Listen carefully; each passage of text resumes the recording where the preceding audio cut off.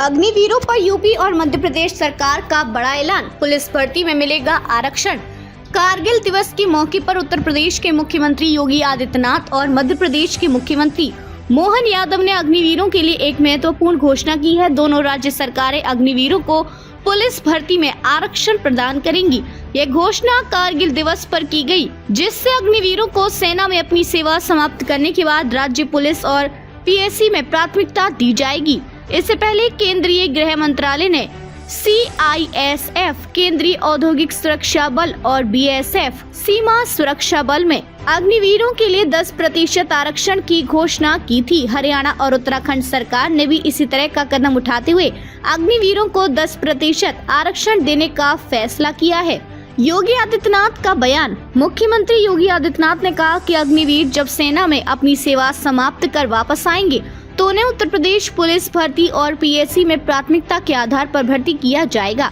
उन्होंने विपक्ष पर आरोप लगाते हुए कहा कि विपक्ष केवल राजनीति कर रहा है और राष्ट्रीय सुरक्षा के महत्वपूर्ण मुद्दों पर अनावश्यक व्यवधान पैदा कर रहा है। योगी ने कहा कि अग्निवीर योजना को लेकर युवाओं के मन में उत्साह है और 10 लाख अग्निवीर भारतीय सेना में अपनी सेवा देने के लिए आगे बढ़ रही हैं। मोहन यादव का बयान। मध्य प्रदेश के मुख्यमंत्री मोहन यादव ने भी अग्निवीरों को आरक्षण देने का निर्णय लिया है। उन्होंने कहा कि अग्निवीर जवानों को राज्य की पुलिस भर्तियों में आरक्षण मिलेगा।